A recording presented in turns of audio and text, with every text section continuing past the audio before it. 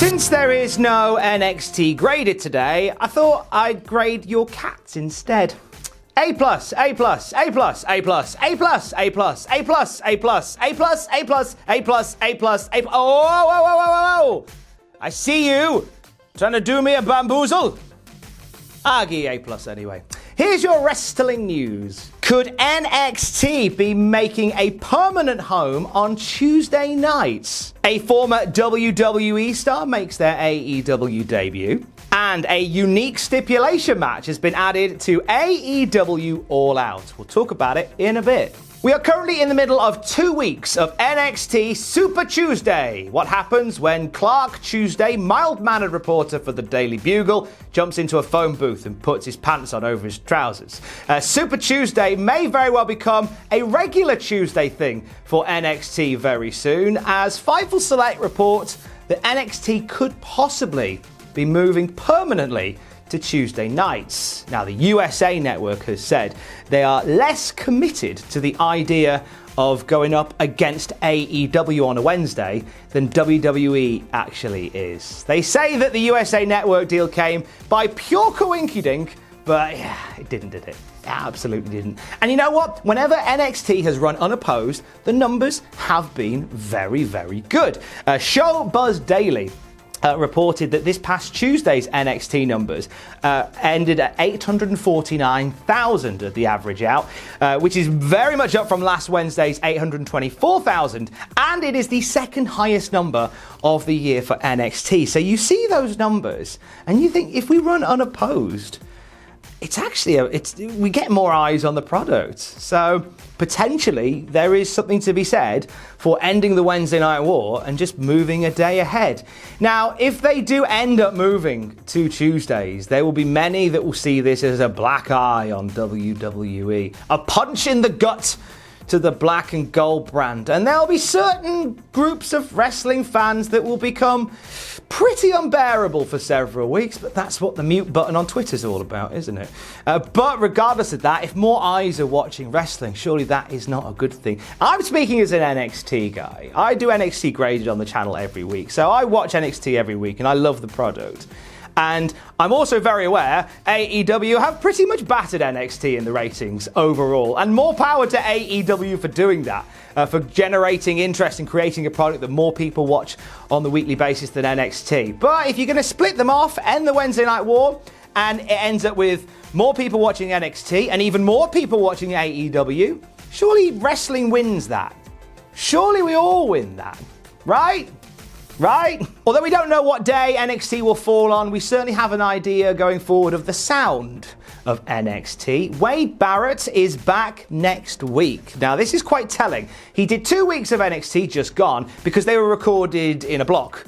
So it was like a trial period. So it wasn't expected for him to be back next week. But I guess with the end of the time for Mauro Ranallo in NXT, it does leave a gap on commentary, so they are keen to fill it, and Wade Barrett did excellent over the last 2 weeks of NXT, so he announced on Twitter that he's back this week. The trial continues. This still feels like a feeling out process between Wade Barrett and NXT and WWE to see whether it's something that Barrett wants to do, and it's something whether WWE wants Barrett to do. And I think he'd be a great addition to that lineup on commentary. I think that he's somebody that in the last 2 weeks has proved that he isn't there to get himself over. He's there to get the product over. There's been no chatter around the commentary table that's distracted from what's happening in the ring. It's all been focused on the talent in the ring, and I really appreciate that from a commentator, just to focus on what's going on in the ring and not trying to get themselves over.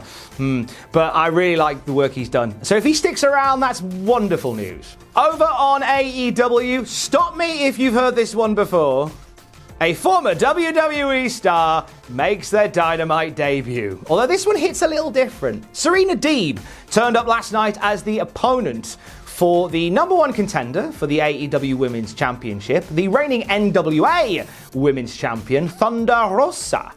And Serena Deeb was let go from WWE back in April. She's had a mixed bag of time within WWE. She was part of the Straight Edge Society back at the start of last decade. She did some great stuff with CM Punk in amongst there. She came back as part of the Mae Young Classic in 2017. Didn't make it to the finals, but she was offered a job as a trainer for the Performance Center, a job that she has had up until April, when during the mass layoffs for the company she was moved along. And this is the first time we've seen her since April. And what we thought would be just like a really simple squash match to get over Thunder Rosa ahead of Saturday actually ended up being something a little bit more intense, which was quite exciting to see. Like a proper back and forth battle to some extent. Deeb looked really strong in there, and I hope it's not the last time that we see Serena Deeb in an AEW ring. Now, it's come to light since yesterday that multiple wrestling industry names have tested positive for COVID-19 in the past month or so. This all started with The Rock posting on Instagram revealing that he, his wife Lauren, and their 2 baby daughters all tested positive for COVID a few weeks ago. The Rock said in his video, "We are on the other end of it. We are on the other side. We are no longer contagious, and we, thank God, are healthy. And we've gotten through COVID-19 stronger and healthier. Believe me, I am counting my blessings. Because like all of us, we've been hit by this thing. Whether it's possible, whether it's people we know, family we know, loved ones we know, friends we know. So we are counting our blessings right now because we are well aware it isn't always the case that you get on the other side of COVID-19 stronger and healthier." Shortly after Johnson's post on Instagram, Kevin Nash, WWE Hall of Famer, put out there that he and his family also tested positive for COVID-19. He replied to The Rock saying, "Welcome to the team. Very sorry your family is infected. I was tired for a while and didn't train for the 4th day. My wife still hasn't got smell or tastes back. Son was asymptomatic. Pray you heal up quickly. Thank you for making people realize it's real." And it was shortly after this as well that AJ Styles commented on his Twitch stream that he too contracted COVID-19. In fact, he was one of the superstars who tested positive for COVID-19 last month. He said, "I also tested positive a couple of weeks ago, probably almost a month ago. I feel for people who had to deal with this. I gotta say, I didn't have that many problems with it. Hopefully The Rock and his family, hopefully everybody is safe and everybody is taken care of and nobody has too bad of symptoms and stuff like that. It sucks. It's not good for anybody." So we send our love to all the families of those affected by COVID-19 today. We end on the road to AEW All Out. A unique stipulation match has been added to that show. It's going to see the return of Dr. Britt Baker taking on Big Swole. We can reveal that they are going to be taking part in a tooth and nail match. What is a tooth and nail match? It is Falls Count Anywhere in a dentist's office. Get the drills out, lads, get the drills out. So that's happening, and weirdly, that is happening on the pre-show for AEW All Out. I kind of feel like that's something you could put on the main show, as opposed to doing it as part of the buy-in. But be that as it may, that is where we will see Big Swole and the in-ring return, in-ring, outer ring, office return, whatever, of Dr. Britt Baker. Falls Count Anywhere in the dentist office. So this is how the AEW All Out card shapes up then, as well as the tooth and nail match. We're also going to have the Dark Order taking on Scorpio Sky, Matt Cardona and the Natural Nightmares, 8-man tag shenanigans, a Broken Rules match between Sammy Guevara and Matt Hardy. It's kind of last man standing, basically. A 21-man casino battle royale to earn an AEW World title shot. Young Bucks are taking on Jurassic Express.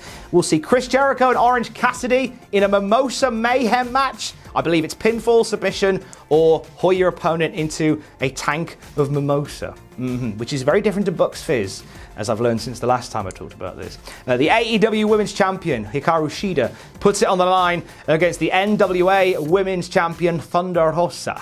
Should be a belter of a match, that should. The World Tag Titles are on the line. Kenny Omega and Hangman Page versus FTR. That'll be a belter of a match as well. And in the main event, Jon Moxley faces MJF for the AEW World Championship. Check out the Cultaholic YouTube channel later on today, as we are going to break down all these matches and we'll have some predictions for you as well. No title on the line in the predictions video, but just a bit of fun, just a few of us having a guess at who's going to win what on Saturday. Then, of course, reactions for the pay-per-view with Adam on Saturday night. Then you'll have what happened at, graded, and your WTF moments as well after All Out. All of that to come. Predictions first of all, predictions later on today.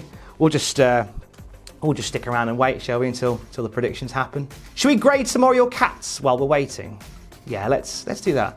A+, A+, A+, A+, A+, A+, A+, A+, A+, A+, C+. Stay safe. Love you. Bye.